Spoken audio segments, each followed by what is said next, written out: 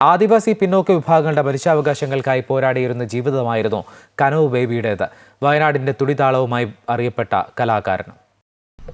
മലകടന്ന് കാട്ടിലോടി പുഴ കടന്ന് കഥകൾ പാടി ഉത്തപ്പനുത്തമ്മ വന്നൊരു. വയനാടിന്റെ ഉള്ളറിഞ്ഞ പാട്ടും നാടകവും കഥയുമായി ചുരമിറങ്ങിയ കലാകാരൻ അതായിരുന്നു കനവ് ബേബി എന്ന KJ ബേബി.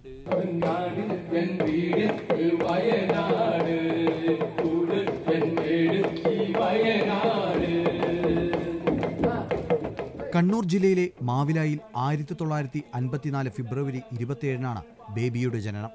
1973 കുടുംബം വയനാട്ടിലേക്ക് കുടിയേറി പാർത്തു. പിന്നെ ആ നാടിന്റെ സംസ്കാരത്തിൽ ബേബി ലയിച്ചു. കാടിന്റെ മക്കൾക്കു വേണ്ടിയായിരുന്നു ബേബിയുടെ പിന്നീടുള്ള പ്രവർത്തനങ്ങളെല്ലാം. ആദിവാസി കുട്ടികൾക്കായി 1994 കനവ് എന്ന ബദൽ വിദ്യാഭ്യാസ കേന്ദ്രം ആരംഭിച്ചു. വയനാട്ടിലെ ആദിവാസി കുട്ടികൾക്ക് വിദ്യാഭ്യാസം നൽകാനും സ്വയം പര്യാപ്തമാക്കാനും വേണ്ടിയാണ് ഈ വിദ്യാലയം സ്ഥാപിക്കപ്പെട്ടത്. അതൊരു മാതൃകാ പ്രവർത്തനമായിരുന്നു രാജ്യത്തിന് തന്നെ. അടിയന്തരാവസ്ഥ കാലത്ത് സാംസ്കാരിക വേദി പ്രവർത്തകനായിരുന്ന ബേബി തന്റെ നാട്ടുകഥിക എന്ന നാടകവുമായി കേരളമെമ്പാടും സഞ്ചരിച്ചു. വയനാട് സാംസ്കാരിക വേദി എന്ന സംഘടനയാണ് 18 കലാകാരന്മാരെ അണിനിരത്തി ഇത് കേരളത്തിലുടനീളം അവതരിപ്പിച്ചത്.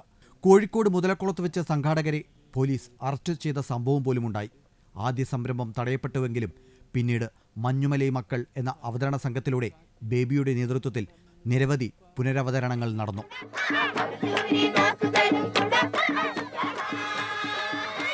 നാട്ടുകഥിക, മാവേലിമന്ത്രം, ഗുഡ് ബൈ മലബാർ എന്നിവയാണ് ബേബി എഴുതിയ പ്രധാന കൃതികൾ.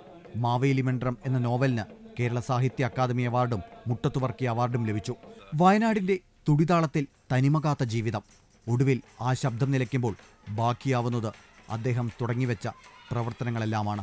നാട് എൻ വീട് വയനാട്, കൂട് എൻ മേട് വയനാട്, വയനാട് വയനാട് വയനാട് വയനാട്. അമൃത ന്യൂസ്, വയനാട്.